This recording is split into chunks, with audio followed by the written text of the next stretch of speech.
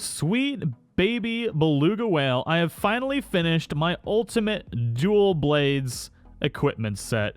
This set is truly amazing. I've been working at it for a few days now. I already knew what I wanted to do after doing a lot of research into different types of abilities and skills, and we have finally got it. So, before we get into exactly how much damage this does, and I'll show you a few little tidbits from this that really increase the damage far more than other builds, and I'll go ahead and get into that once we actually show what we have equipped and the jewels that we have equipped as well. So we'll go ahead and go here. We'll just go ahead and change our equipment, and we'll show you what we've got stacked as far as skills-wise.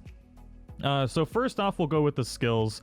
So we've got, for all of our skills, we've got attack boost 7, which gives us plus 21 attack and plus 5 affinity.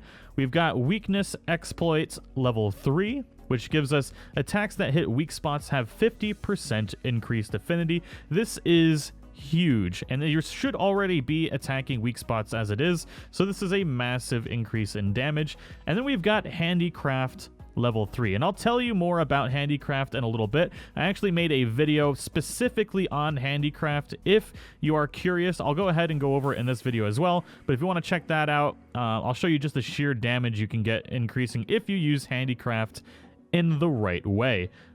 It has to be the right way. But we've got weapon sharpness plus 30%. We'll get into exactly what that does here in a little bit. I'll show you what it's like with and without that. Now, the dragon attack plus 60, which is very good. And then we've got critical eye, just level 1, which gives us plus 3 affinity, nothing crazy there. And then another very good skill, which is the increased damage dealt by with critical hits by 30%, which is very, very good. Then we've got stamina surge, which recovers stamina by 10%. Flinch free prevents knockbacks, which is good. And then protective polish, which is amazing, especially with what we're going to be doing for this build. So this allows weapon sharpness does not decrease for a set time after sharpening, which is about a minute. So let's go ahead and get into the equipment. I am using the fire and ice dual blades, which are truly something special. You get element 240% ice, which will exhaust the target, and then you get 240 element of blast, which is really, really good. For our charm, we're using the attack plus 3 charm. So just from this charm alone, we're getting plus 9 attack. I have health booster and rocksteady mantle. If you guys don't have rocksteady mantle, you'll get this from an optional quest later in the game. So let's does that show exactly what it does? It basically prevents knockbacks and reduces damage taken and a whole bunch of other things. That's not really important to the build. You can use whatever mantle you want. Then for the headpiece, we've got the Dragon King eye patch, which we've got weakness exploit level 2, which gives us 30% affinity, and then handicraft level 1, which increases our sharpness by 10%. Now, for this build, you don't need to use the extra handicraft gem. I just have that in there because I really don't have anything else that I want, and I want my weapon sharpness to be in the tier white as long as possible because it gives us a significant damage increase. So that's why I've got the extra piece of handicraft. Now, this is the only gem in the build that you can swap out for something else, and this is a level 3 gem. And for level 3 gems, there are quite a few other good ones. You can use earplugs, but really it's going to be very good to have the handicraft in there. You can use the brace, which prevents knockbacks, which is pretty good. You can also use destroyer. I had destroyer in there to begin with, which was part damage plus 10%, so you can actually break or sever parts a lot easier. Now that I've actually got the sharp jewel equipped, I might swap it in and out for handicraft and destroyer, just to see which is better. I'm having a feeling that destroyer will probably be better damage-wise and just for breaking parts, but I'm going to leave handicraft in there for now. Let's see here. We'll go into the rest of the actual equipment now. For the Dobermail is what our chest piece is. This gives us plus 6 attack, and then we also get weakness exploit 1 from here, which this gives us the level 3 weakness exploit, which is very good, and then the attack boost as well. Then we've got the Xenojiva claws, which are very, very good. This gives us flinch free, which prevents the knockbacks, and then the critical boost, with 30% more damage on critical hits. And with the high affinity of this build when attacking weak targets, you're going to be getting a lot of crits. Then we're using a critical eye gem on there, which just gives us another plus 3 affinity. Then we've got the Nergigante Coil Alpha, which you could swap out for the beta and put a gem in if you so desire. But right now we're using the attack boost +2, which gives us, this is what actually gives us the level 7 in the attack. And then stamina surge, so stamina recovery +10%. Then for the leggings, we're using the Death's Stench heal, which is the leggings, and that's where we get the actual 2 levels of handicraft, and that's very important. That's all you need with this build, using the fire and ice dual blades to get those dual blades into the white tier of sharpness, and I'll show you how important that is after this. Now, if you have 2 of the handicraft decorations that you can put into your weapons, then you don't have to use those leggings and you can swap them out with something else. So if you've got another handicraft gem, you can swap it out instead of the tenderizer. Actually, you need the tenderizer. You need the weakness exploit in there. But if you've got another piece of equipment that you can swap it out with, you need the sharp jewel. I suppose you could get away with the tenderizer and use a different leggings that give you the weakness exploit instead. It's really up to you guys, and depending on what you have. But you do need at least level 2 handicraft. So let's go ahead and go into the rest of it. Now, there are a couple dual blades that you can use that get you into the white damage, but they're not as good as the fire and ice dual blades, in my opinion. We can go ahead and go into the upgrade equipment, and we'll go to these dual blades. These are the Rook Slayers, which I was using for a while. They also have the sharpness in the white, but they have the negative 10% affinity, and they only have the 150 blast, so it's not as good in my opinion, although the base damage is very high on these. I feel like you'll get a much better effect. Actually, I can craft these. I kind of want to mess with them and see what the damage difference will be. But that's something I'll do in the future. Actually, I might test it out in this video, now that I think about it. The other dual blades that you can use that get into the white sharpness are the Sin, which is the Odogaron tree, plus 20 affinity, which is pretty good, but the damage is really low on them. Then you've got... Actually, that's only... Yeah, no, that is the white tier. Then you can use the... There we go. The Xeno Racks are the only ones that otherwise have the naturally white sharpness, which gives you quite a bit of increased damage. But anyways, I'm going to actually craft those Rook Slayers and see what the damage increase will be for it.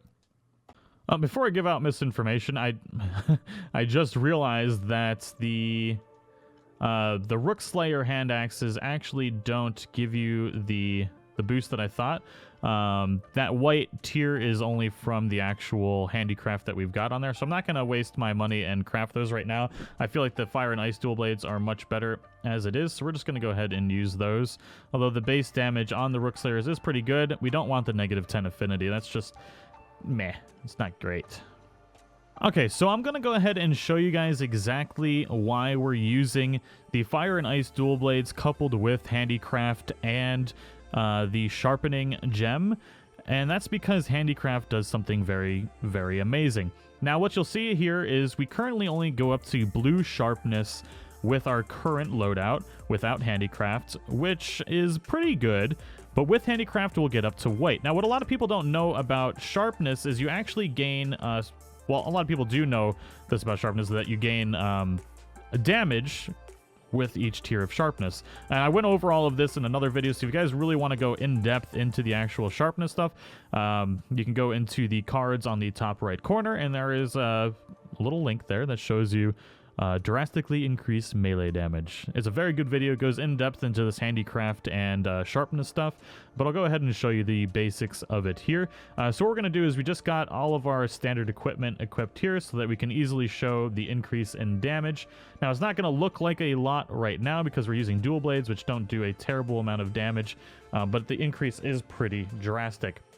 So we'll go into demon mode because we can hit once with this. So you're seeing that we're hitting for 22 for a regular hit and 27 for a crit. Now what we're going to do is we're going to go ahead and equip those legs, which gives us the extra tier of handicraft that we need to get into the white sharpness. And then we'll go ahead and sharpen up our weapon.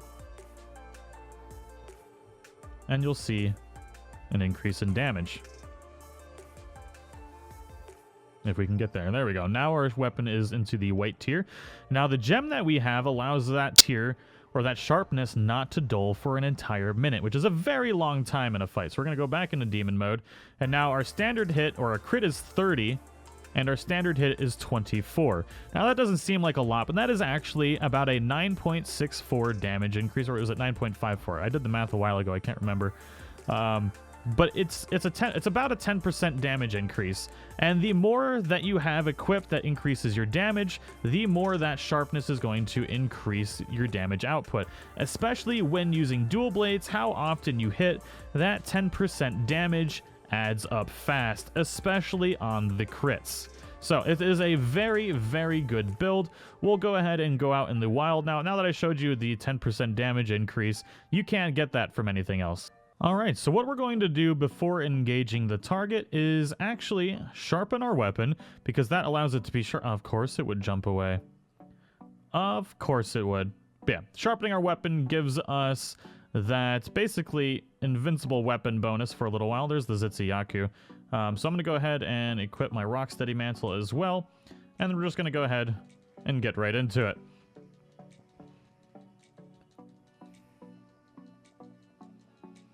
Now with this, as you can see, we're getting the ice elements extra damage, and you'll see that we'll also get explosive damage every once in a while as well.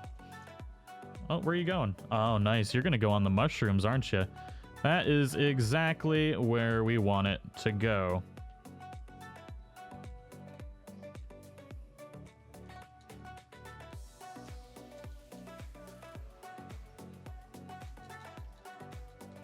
There we go. Now that we've got it locked in here, we can pretty much just keep it here for the entirety of the rest of this. And you can see that we've gotten the explosive damage already a few times, which is 120 damage per explosion. It's pretty darn good. And since the buildup is, or the 2400, or wow, 240 is the elemental, the buildup for the blast is quite fast. This thing is already almost dead. This is a high rank Zitzy as well. So now that it's running away, we're just going to go ahead and resharpen. Now basically any chance you get a chance to resharpen, you're going to go ahead and do so. And it stays sharp for a very long time, thanks to our sharpness jewel that we've got equipped. Let's see here. And I don't think I actually showed off that jewel, but I will here in a moment. And the build-up with elements are so good with the dual blades that you get the blast off a lot. It is so nice, especially with the dual element here. We see we got it again already, and the Zitsuyaku is dead. That's a high-range Zitsuyaku that we killed in a very short amount of time. Usually you can kill a lot faster than that, but I was talking being derpy, so... It is quite amazing. There's an Odogaron that we got to kill for this particular quest as well. So I'm going to go ahead and see if I can find that. But yeah, I hope you guys all enjoyed it. It's a quick episode, but I hope it was informative. Oh, is that a Beetlejuice? It is! Oh my god. So I wanted to show you guys the other jewel that I have equipped that I just realized now I didn't show off while I was showing off the build.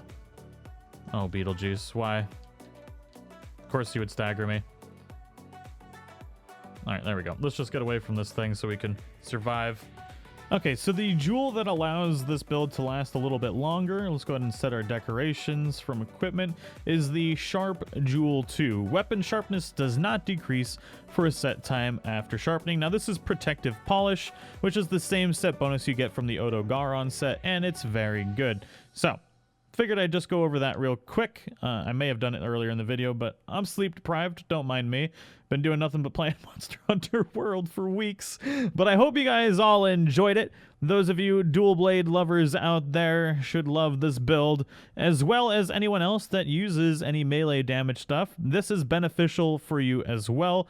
It's a really good build for anything that has a blue tier sharpness on it to get up to white and increase your damage by about 10%, which is pretty damn good in Monster Hunter World. But anyways, hope you all enjoyed it. If you did, don't forget to show your support and smash that like button. And if you are new to the channel, don't forget to subscribe. And as always, I'll see you all in the next one. Bye-bye!